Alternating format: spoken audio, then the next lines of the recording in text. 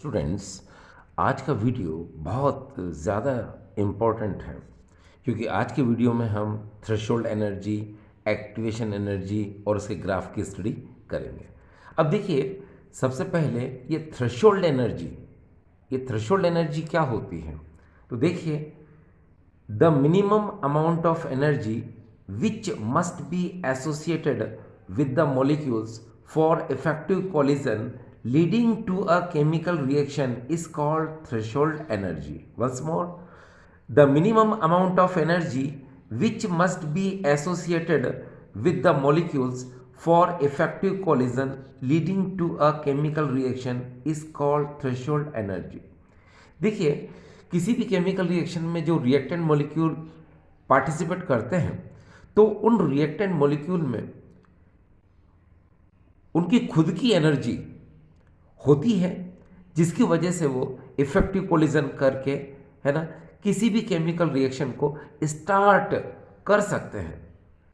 तो उस minimum amount of energy को हम थ्रेशोल्ड एनर्जी कहते हैं। ठीक, अब देखिए, हम बात करेंगे दहली ऊर्जा।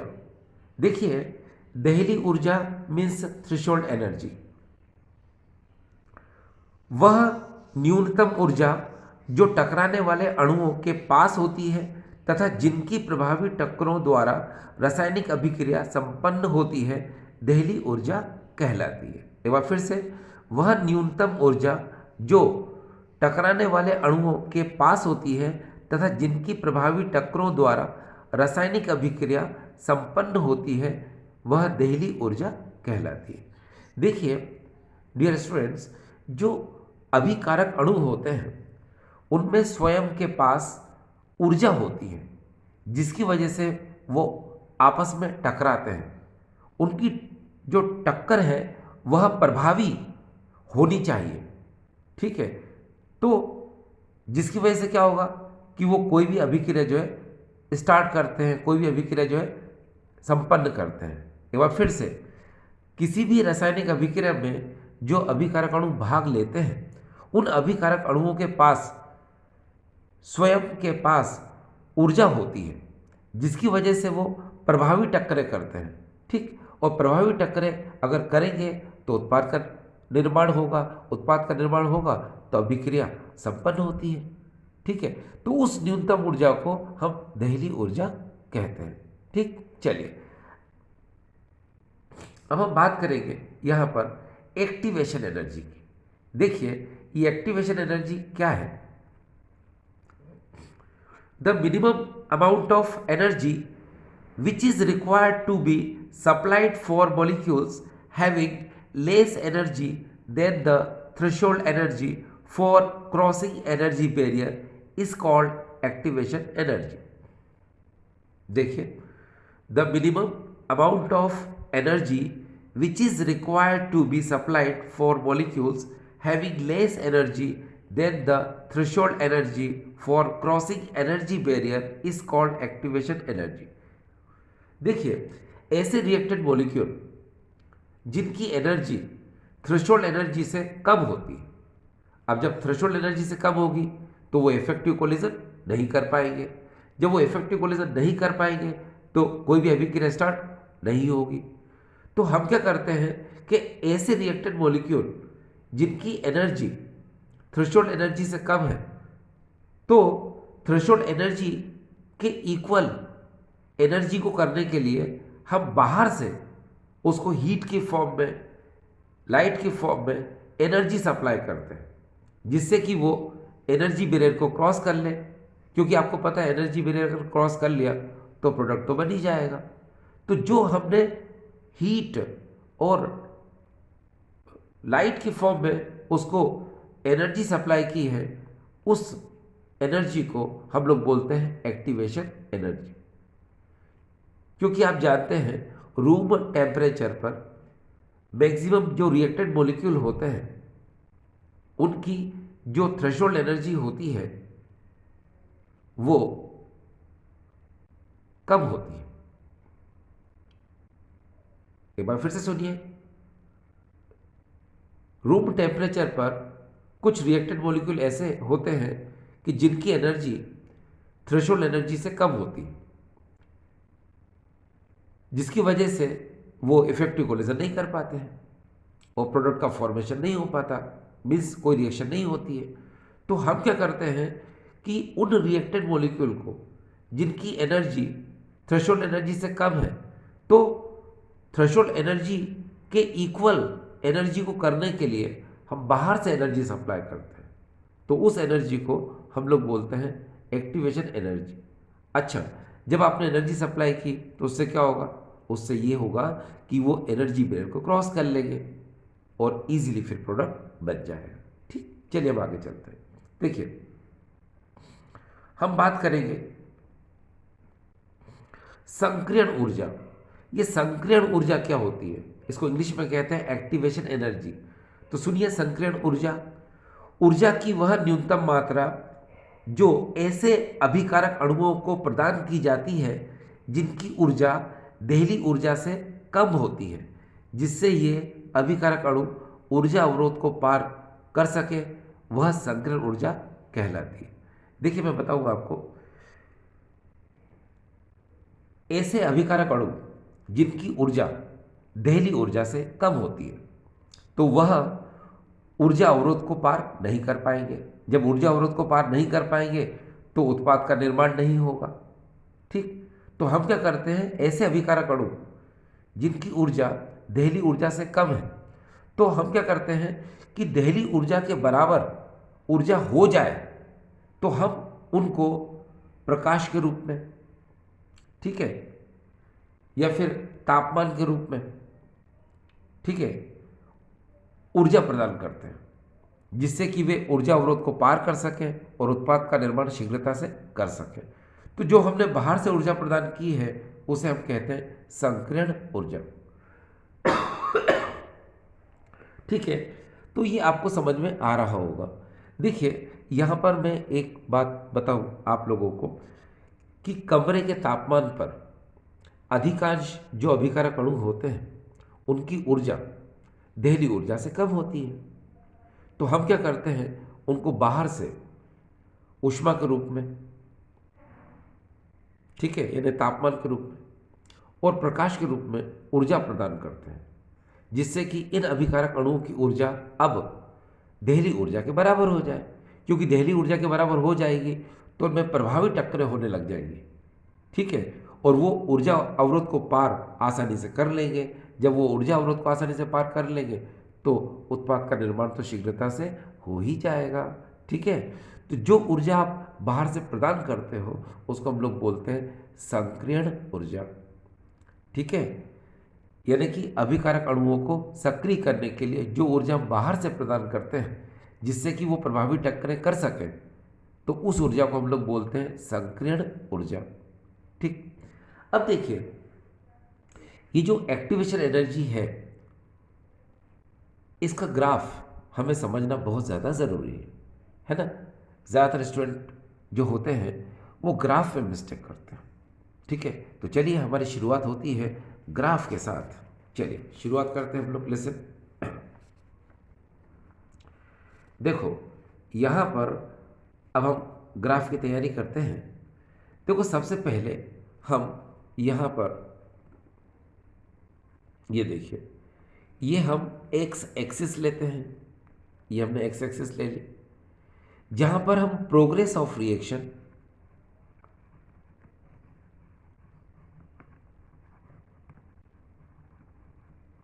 को लिखते हैं, यानी कि प्रोग्रेस ऑफ रिएक्शन को लिखते हैं। और ये जो हमें नज़र आ रहा है, ये देखिए, इसको हम लोग बोलते हैं वाई एक्सिस। और वाई एक्सिस पे हम क्या करते हैं, एनर्जी को लेते हैं। ये देखिए, एनर्जी का इंक्रीजिंग ऑर्डर कहाँ, ऊपर की तरफ, और ये प्रोग्रेस ऑफ रिएक्शन कहाँ है, आगे की तरफ, यानी फॉरवर्ड डायरेक्शन में। ठीक, अब एक बात को ध्यान रखें हम कि जो भी रिएक्टेड मॉलिक्यूल होते हैं उनकी कोई ना कोई तो एनर्जी होती ही है। तो हमने सपोज यहाँ कर लिया कि जो रिएक्टेड मॉलिक्यूल की उनकी एनर्जी अभी इतनी है। ठीक, चलिए इसके लिए स्ट्रेट लाइन कर देते हैं, ये हमने ऐसे कर दी। अब देखो, ये जो रिएक्टेंट मॉलिक्यूल है, चलो यहाँ लिख देते हैं पहले, ये रिएक्टेंट। तो ये रिएक्टेंट मॉलिक्यूल की एनर्जी यहाँ पर इतनी हो जाएगी। अब जैसा कि हम जानते हैं, इस रिएक्टेंट मॉलिक्यूल को अगर प्रोडक्ट बनाना है तो एनर्जी बैरियर को क्रॉस करना पड़ेगा। ठीक है, अब एनर्जी बैरियर कहाँ है? एनर्जी बैरियर तो ऊपर होता है। ऊपर मीन्स यहाँ, ये देखिए, ये एनर्जी बैरियर है। इस रिएक्टेंट मॉलिक्यूल को इस एनर्जी बैरियर को क्रॉस करना है। ठीक है, चलो क्रॉस कराते हैं। ये देखिए, इसको हम लोग बोलते हैं एनर्जी बैरियर। अगर इस रिएक्टेंट मॉलिक्यूल ने इस एनर्जी बैरियर को क्रॉस कर लिया तो ये इजीली जो है ये प्रोडक्ट को बना लेगा। ये देखिए, यहाँ पर क्या बनता है डियर? प्रोडक्ट। तो यहाँ पर बन जाएगा ये प्रोडक्ट। ठीक, अब देखिए, ये मैंने आपको बताया था ये एनर्जी बैरियर है। चलो यहाँ लिख देते हैं एनर्जी बैरियर। ये हमने एनर्जी बैरियर लिख दिया। अब आप थोड़ा सा ध्यान दें, ये रिएक्टेंट मॉलिक्यूल, इसको एनर्जी बैरियर क्रॉस करना है तो हम क्या करते हैं, इस रिएक्टेंट मॉलिक्यूल को हीट की फॉर्म में और लाइट की फॉर्म में इसको एनर्जी सप्लाई करते हैं। हमने एनर्जी सप्लाई की तो रिएक्टेंट मॉलिक्यूल और आगे आ गया, फिर एनर्जी सप्लाई की और आ गया, फिर एनर्जी सप्लाई की और आ गया, फिर एनर्जी सप्लाई की और आ गया, फिर एनर्जी सप्लाई की। देखो यहाँ पर आ गया, कहाँ पर? एनर्जी बैरियर पर। तो हमने इस रिएक्टेंट मॉलिक्यूल को इस एनर्जी बैरियर तक पहुंचाने के लिए हीट और लाइट की फॉर्म में एनर्जी बाहर से सप्लाई की। तो देखिए, इस एनर्जी को हम लोग बोलते हैं एक्टिवेशन एनर्जी। ये देखिए, ये क्या हो गई यहाँ से यहाँ तक? Activation energy. ठीक, जब ये रिएक्टेंट मॉलिक्यूल यहाँ एनर्जी बैरियर पर आ जाता है तो इजीली वो प्रोडक्ट बना लेता है। देखिए, वास्तव में ये जो रिएक्टेंट मॉलिक्यूल होते हैं ये एनर्जी बैरियर पर आकर एक्टिवेटेड कॉम्प्लेक्स बनाते हैं। यहाँ पर हम लिख सकते हैं एक्टिवेटेड कॉम्प्लेक्स। ये एक्टिवेटेड कॉम्प्लेक्स बना लेते हैं। ठीक, उसके बाद नीचे की तरफ धीरे धीरे धीरे वो प्रोडक्ट बनाना स्टार्ट कर देते हैं। ठीक है, अब सबसे इम्पोर्टेंट बात यहाँ पर ये आती है कि मैक्सिमम स्टूडेंट्स थ्रेशोल्ड एनर्जी में, है ना, ज़्यादा उनको प्रॉब्लम होती है। थ्रेशोल्ड एनर्जी को एक्सप्लेन नहीं कर पाते हैं। डेफिनेशन तो रट लेते हैं, याद हो जाती है, मगर डायग्राम में जो है थ्रेशोल्ड एनर्जी समझ नहीं आती है। तो देखिए, मैं आपको बता दूं, देखिए ये जो है ग्राउंड लेवल है यहाँ पर, जिसको हम लोग बोलते हैं ज़ीरो लेवल। ठीक, तो क्या होता है, और ये है एनर्जी बैरियर। तो एनर्जी बैरियर से लगाकर ग्राउंड लेवल तक, यानी यहाँ तक, इसको मैं आपके लिए सिर्फ ड्रॉ कर रहा हूँ धीरे धीरे, सिर्फ और सिर्फ आपके लिए, ये दीजिए।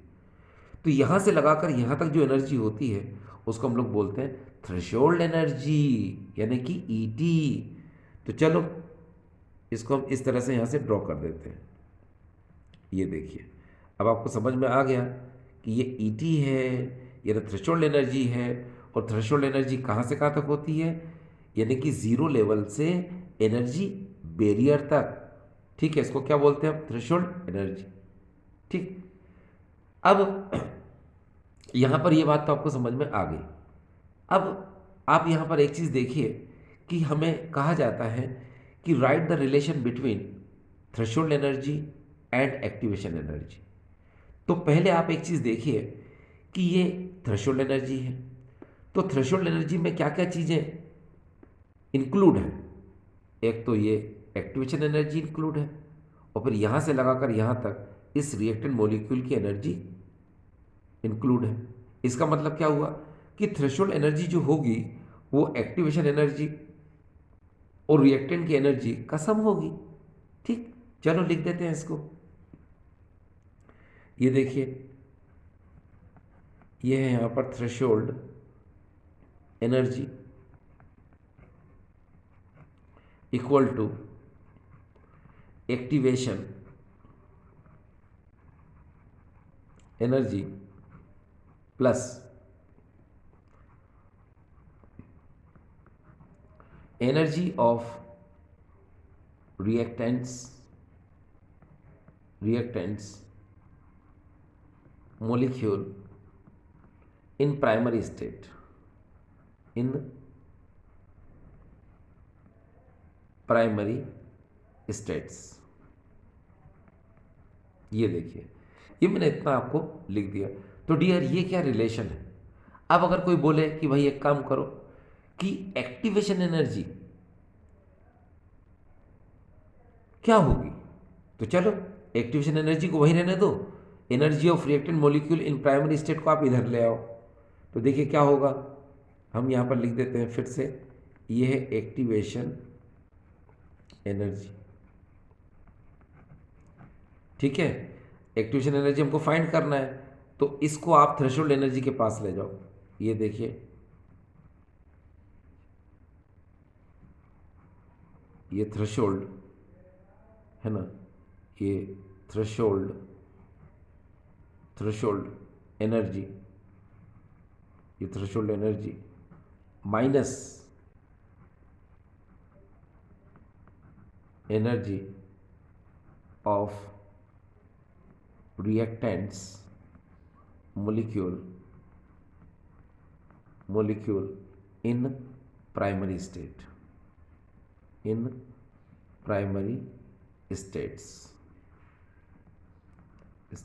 ठीक है, तो ये समझ में आ गया आपको। और एक और बात है बहुत अच्छे से कि इससे डेफिनेशन भी हमारी क्लियर हो जाती है किसकी, एक्टिवेशन एनर्जी की। जरा ध्यान से देखना है, देखो कैसे, ऐसे रिएक्टेंट मॉलिक्यूल जिनकी एनर्जी थ्रेशोल्ड एनर्जी से कम होती है, तो इन रिएक्टेंट मॉलिक्यूल को हम बाहर से एनर्जी सप्लाई करते हैं। ठीक है, जिससे कि इनकी एनर्जी इस थ्रेशोल्ड एनर्जी के इक्वल हो जाए और वो एनर्जी बैरियर को क्रॉस कर ले और प्रोडक्ट को इजीली बना ले। ठीक है, तो उस सप्लाइड एनर्जी को हम लोग क्या बोलते हैं, एक्टिवेशन एनर्जी। ठीक है, अब हम बात करते हैं यहाँ पर, देखिए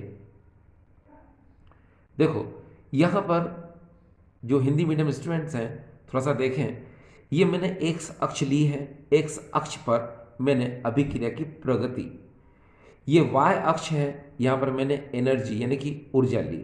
ठीक, आप जानते हैं कि मैंने यहाँ पर कोई ना कोई अभिकारक अणु लिया है। जब अभिकारक अणु लिया है तो कोई ना कोई उसकी एक निश्चित ऊर्जा जरूर होगी, तो यहाँ पर मैंने लिख दिया ये अभिकारक।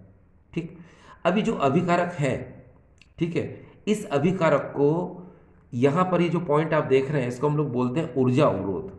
मैं लिख देता हूँ, ये देखिए ऊर्जा अवरोध।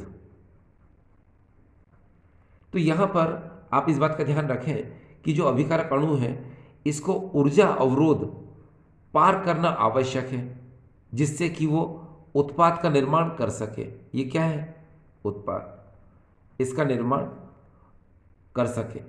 ठीक, तो हम क्या करते हैं, इस अभिकारक अणु को ऊष्मा के रूप में, प्रकाश के रूप में ऊर्जा प्रदान करते हैं। तो जब प्रकाश और ऊष्मा के रूप में इसे ऊर्जा प्रदान करेंगे तो धीरे धीरे धीरे धीरे धीरे धीरे धीरे धीरे ये अभिकारक अणु ऊपर की तरफ जाएगा। ठीक है, और यहाँ ऊर्जा अवरोध पर पहुँच जाएगा। तो ऊर्जा अवरोध पर जब पहुँच जाता है तो आपको पता है कि यहाँ पर जो अभिकारक अणु होते हैं उसे हम संक्रियत संकुल भी कहते हैं, संक्रियत संकुल भी कहते हैं। अब इस ऊर्जा अवरोध पर जब अभिकारक अणु आ जाते हैं और वो संक्रियत संकुल का निर्माण कर लेते हैं तो उसके बाद वो उत्पाद का निर्माण करना आरंभ कर देते हैं। ठीक है ना, तो आप जरा ये देखिए कि इस अभिकारक अणु को आप ऊर्जा अवरोध, इस अभिकारक अणु को इस ऊर्जा अवरोध तक पहुंचाने के लिए आप जो ऊर्जा प्रदान कर रहे हो ये, तो इसको हम लोग क्या बोलते हैं, संक्रियण ऊर्जा। ठीक है, तो ये समझ में आ रहा होगा जिसको मैंने ई ए से आपको बताया। अब संक्रियण ऊर्जा तो समझ में आ जाता है, लेकिन दहली ऊर्जा में हमें थोड़ी सी प्रॉब्लम आती है। तो मैं बताता हूँ आपको, ये जो ऊर्जा अवरोध है, ये देखिए यहाँ से लगाकर यहाँ तक, जिसको हम लोग बोलते हैं ये जीरो लेवल, तो यहाँ से लगाकर यहाँ तक जो ऊर्जा होती है उसे हम कहते हैं दहली ऊर्जा। और दहली ऊर्जा को देखिए यहाँ पर मैंने ये डैश यहाँ पर ईटी से दर्शाया, यानी कि थ्रेशोल्ड एनर्जी मतलब दहली ऊर्जा। तो आप समझ गए दहली ऊर्जा कहाँ से कहाँ तक होती है, यहाँ से यहाँ तक, यानी कि यहाँ से यहाँ तक दहली ऊर्जा होती है। अब अगर हमको ये बताना हो कि दहली ऊर्जा और संकीर्ण ऊर्जा में संबंध क्या होगा। तो आप समझदार हैं, आप देखिए कि ये जो दहली ऊर्जा है ये यहाँ से लगाकर यहाँ तक होती है, तो ये योग होती है किसका, एक तो संकीर्ण ऊर्जा का यहाँ तक, और दूसरा यहाँ से लगाकर यहाँ तक ऊर्जा किसकी हो गई है, अभिकारक की। यहाँ से यहाँ तक क्या है, अभिकारक की ऊर्जा। उसके बाद यहाँ से लगा के यहाँ तक क्या है, संकीर्ण ऊर्जा। तो इनका जो योग है उसे हम क्या कहते हैं, दहली ऊर्जा। ये देखिए मैंने यहाँ पर लिखने की कोशिश की है, ये देखो, दहली ऊर्जा बराबर संकीर्ण ऊर्जा प्लस अभिकारक अणुओं की प्रारंभिक अवस्था में ऊर्जा। अब अगर कोई बोलता है कि एक काम करो भाई, संकीर्ण ऊर्जा बराबर क्या होगा, तो साधारण सी बात है कि इस इतनी जो वैल्यू है इसको आप दहली ऊर्जा के पास ले जाओ, तो ले जाओगे तो क्या होगा, ये देखिए यहाँ पर अब हो जाएगा संकीर्ण ऊर्जा बराबर दहली ऊर्जा माइनस अभिकारक अणुओं की प्रारंभिक अवस्था में ऊर्जा। यानी कि ये यहाँ तक आपको समझ में आ गया, ठीक है। तो ये चीज़ आपको क्लियर हो रही है। कभी कभी क्या होता है कि परिभाषा में भी दिक्कत आती है, तो अब नहीं आएगी। देखिए कैसे, यहाँ से परिभाषा पर थोड़ा सा ध्यान दो।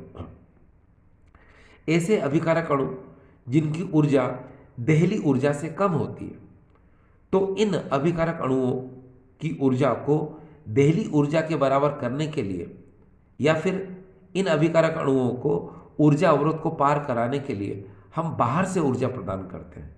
तो जो हमने बाहर से ऊर्जा प्रदान की है उसे हम बोलते हैं क्या, संकीर्ण ऊर्जा। तो ये होती है संकीर्ण ऊर्जा, ठीक। तो ये आपको समझ में आया होगा कि संकीर्ण ऊर्जा क्या होती है, ठीक है। देखिए डियर स्टूडेंट्स, आपके सिलेबस में बस यहीं तक है।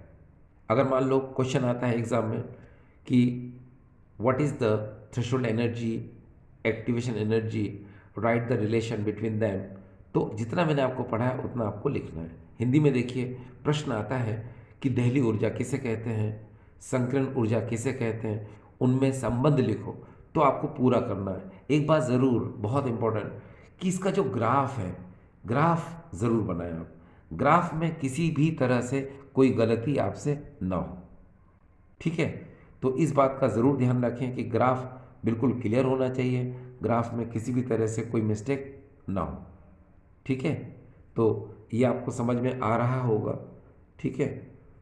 अब क्या होता है स्टूडेंट्स, हम बहुत अच्छे से जानते हैं कि कोई भी केमिकल रिएक्शन जो होती है वो दो टाइप की होती है। एक होती है एक्सोथर्मिक, दूसरी होती है एंडोथर्मिक। हिंदी में कोई भी रासायनिक अभिक्रिया जो होती है वो दो प्रकार की होती है, एक होती है ऊष्माक्षेपी, दूसरी होती है ऊष्माशोषी, ठीक है। आप जानते हैं एक्सोथर्मिक में एनर्जी लिबरेट होती है और एंडोथर्मिक में एनर्जी एब्जॉर्ब होती है, ठीक। ऊष्माक्षेपी में ऊष्मा उत्सर्जित होती है और ऊष्माशोषी में ऊष्मा का अवशोषण होता है, ठीक है। ये बात आपको मैंने यहाँ पर क्लियर कर दी। अब देखिए जो एक और इम्पोर्टेंट बात जो मैं आपको बताने की कोशिश करूँ, देखिए मान लो यहाँ पर हम बात अगर करते हैं एक्सोथर्मिक की, एक्सोथर्मिक रिएक्शन की, ये एक्सोथर्मिक रिएक्शन, ठीक है। तो इस एक्सोथर्मिक रिएक्शन को हिंदी में कहते हैं ऊष्माक्षेपी, ऊष्माक्षेपी अभिक्रिया। अब देखिए यहां पर क्या होता है आप जानते हैं, जैसे ये ए एक रिएक्टेंट है, बी भी एक रिएक्टेंट है, और ये दोनों आपस में मिलकर ए बी प्रोडक्ट बनाते हैं। तो जब प्रोडक्ट बनता है तो यहाँ से एनर्जी जो है वो रिलीज हो रही है। मैं जिस वर्ड का यूज़ कर रहा हूँ थोड़ा ध्यान दे, एनर्जी क्या हो रही है, रिलीज हो रही है। ये एनर्जी क्या हो रही है, रिलीज हो रही है। तो यहाँ पर जो प्रोडक्ट है उसकी जो एनर्जी है वो क्या हो जाएगी, अब कम हो जाएगी। तो हम यहाँ पर लिखेंगे प्रोडक्ट की जो एनर्जी है वो कम है, किससे, रिएक्टेंट की एनर्जी से, ठीक। इस बात का ध्यान रखें। अब यहाँ पर मैं बताऊं ये अभिकारक अणु है, ये भी अभिकारक अणु है, ये दोनों मिलकर उत्पाद का निर्माण करते हैं। अगर उत्पाद का निर्माण जब हो और उसमें ऊष्मा या ऊर्जा उत्सर्जित हो जाती है, निकल जाती है, तो इस उत्पाद की ऊर्जा क्या हो जाती है? कम। और अभिकारक की ऊर्जा क्या रहेगी? फिर ज़्यादा रहेगी। तो हम उसको इस तरह से बता सकते हैं, देखिए उत्पाद की ऊर्जा ये कम है और अभिकारक की ऊर्जा यहाँ पर क्या है? ये ज़्यादा है। तो इसके लिए अब आपको डायग्राम बनाना है। तो किस तरह बनेगा डायग्राम? देखिए बता दूं मैं आपको, बहुत सिंपल डायग्राम है, डरने की कोई ज़रूरत नहीं है। ये देखिए, आप पहले इस तरह से कर लीजिए, ये कर लिया आपने, ठीक है। अब आप क्या करेंगे? सपोज ये रिएक्टेंट, हमने रिएक्टेंट को यहाँ पर ले लिया। अब यहाँ आपको ध्यान देने की ज़रूरत है, रिएक्टेंट यहाँ पर है, ये देखिए। अब मैं इसके ग्राफ को ऐसे बनाता हूँ, ये मैंने ऐसे बनाया, ऐसे बनाया, और प्रोडक्ट मुझे मिला यहाँ पर, ये देखिए। आपको बता दूँ प्रोडक्ट कहाँ मिला मुझे? यहाँ, ठीक है। और ये तो आपको पता ही है कि यहाँ क्या लिखते हैं हम? एक्टिवेशन एनर्जी, ठीक। तो ये हो गई प्रोग्रेस ऑफ रिएक्शन इस तरफ, ठीक है। यहाँ हो जाएगा एनर्जी इस तरफ। लेकिन आप जो बात समझने की कोशिश कर रहे हैं उस बोर्ड पर, ये यहाँ पर देखिए, ठीक है। ये देखिए रिएक्टेंट है और ये क्या है? प्रोडक्ट है। तो रिएक्टेंट की एनर्जी देखिए यहाँ पर ज़्यादा है और प्रोडक्ट की एनर्जी देखिए क्या है? कम है। इसको थोड़ा सा ऐसे मिला दो तो आपको ज़्यादा समझ में आएगा। ये देखिए यहाँ पर, ठीक है। तो ये कौन है? आपको पता है, प्रोडक्ट। ये कौन है? आपको पता है, रिएक्टेंट, ठीक। तो इसकी एनर्जी क्या है? प्रोडक्ट की कम है, ईपी, और इसकी एनर्जी क्या है? ज़्यादा है, ईआर। ये देखिए, ठीक है। ये देखिए इससे मैच कर रहा है ये, ठीक। प्रोडक्ट की एनर्जी यहाँ पर कम है, रिएक्टेंट की ज़्यादा है। ये ग्राफ हमें क्लियर करता है। आपको इस बात का थोड़ा ध्यान रखना है कि रिएक्टेंट की एनर्जी ये है और प्रोडक्ट की एनर्जी ये है। तो होता ये है कि जब इस केमिकल रिएक्शन में प्रोडक्ट का फॉर्मेशन होता है तो वो एनर्जी क्या करता है? लिबरेट करता है। क्या करता है? एनर्जी लिबरेट, यानी कि एनर्जी क्या करता है? वो छोड़ता है। एनर्जी क्या करता है? रिलीज करता है, ठीक है। तो हम यहाँ पर लिखेंगे इन दोनों की एनर्जी में जो डिफरेंस होता है उसको हम लिखते हैं डेल एच नेगेटिव। ये देखिए, इसका मतलब क्या होता है? हीट जो है यहाँ पर क्या हो रही है? रिलीज हो रही है, यानी कि निकल रही है, ठीक है। तो ये आपको समझ में आ रहा होगा। देखिए यहाँ अगर मैं आपसे कहूँ कि देखिए ये अभिकारक अणु है, ठीक है, और अभिकारक अणु जो होता है यहाँ पर आकर उत्पाद का निर्माण करता है, ठीक। अब इस पॉइंट को आप मिला दीजिए तो ये हो जाएगी उत्पाद की ऊर्जा, और अभिकारक की तो ये थी ही। तो आप देख रहे हैं कि यहाँ पर उत्पाद की ऊर्जा जो है कम है और अभिकारक की ऊर्जा जो है क्या है? ज़्यादा है। ये पॉइंट इससे क्या कर रहा है? मैच कर रहा है। तो इसमें आपको ये ध्यान रखना है कि जब ये जो एक्सोथर्मिक रिएक्शन है, ऊष्माक्षेपी रिएक्शन है, तो इसमें क्या होता है? जब प्रोडक्ट बनता है, ठीक है, यानी कि रिएक्टेंट से जब प्रोडक्ट बनता है, यानी कि अभिकारक से जब उत्पाद का निर्माण होता है, तो एनर्जी लिबरेट होती है, यानी कि ऊष्मा उत्सर्जित होती है, जिसको कि हम del H equal to negative से दर्शाते हैं, ठीक है। तो ये आपको समझ में आ रहा होगा। अब देखिए नेक्स्ट, अगर हम यहाँ पर एंडोथर्मिक रिएक्शन की बात करते हैं, देखिए यहाँ पर कैसे। सपोज ये है एंडोथर्मिक, ये एंडोथर्मिक रिएक्शन। अब एंडोथर्मिक रिएक्शन में क्या होता है डियर, कि इसमें जैसे ये ए रिएक्टेंट है, बी रिएक्टेंट है, तो ये रिएक्ट नहीं करते हैं आपस में, तो हम इनको एनर्जी देते हैं। कहाँ पर एनर्जी दी हमने? यहाँ पर। ये एनर्जी हम यहाँ दे रहे हैं, ठीक। ये एनर्जी हमने एब्जॉर्ब करा दी, तो क्या होगा? ये प्रोडक्ट का फॉर्मेशन करते हैं। तो इस केस में क्या होता है, यानी कि एंडोथर्मिक रिएक्शन में जो प्रोडक्ट होता है उसकी एनर्जी जो है वो कम होती है। और एक बार फिर माफ़ करना, यहाँ पर एनर्जी हमने इसको सप्लाई की, तो जो प्रोडक्ट होता है उसकी एनर्जी क्या होती है डियर? यहाँ पर ज़्यादा होती है। सॉरी, एनर्जी क्या होती है प्रोडक्ट की? यहाँ पर ज़्यादा होती है। और रिएक्टेंट की एनर्जी क्या होती है? वो कम होती है। क्योंकि आप देखिए यहाँ पर रिएक्टेंट है, इसको आपने एनर्जी दी है ना, तो तभी प्रोडक्ट बना, तो नेचुरल प्रोडक्ट की एनर्जी क्या होगी? यहाँ पर ज़्यादा होगी, ये लिख दिया मैंने। और रिएक्टिंग एनर्जी क्या होगी? कम होगी। अब हम इसका ग्राफ बनाते हैं, ठीक है। तो पहले हिंदी में बताऊँ इसे हम ऊष्माशोषी अभिक्रिया कहते हैं। इसमें ऊष्मा का अवशोषण होता है। देखो कैसे कि यहाँ पर ए अभिकारक है, बी अभिकारक है, ठीक है, ये आपस में अभिक्रिया नहीं कर रहे हैं। जब इन्हें हम ऊष्मा प्रदान करते हैं तो ये उत्पाद का निर्माण करते हैं। तो यहाँ पर देखिए क्या हो रहा है कि हमने ऊर्जा किसको दी, इस अभिकारक अणुओं को, तब जाकर क्या बना, उत्पाद का निर्माण हुआ। तो उत्पाद की ऊर्जा क्या होगी, ज़्यादा होगी, अभिकारक की ऊर्जा क्या होगी, कम होगी।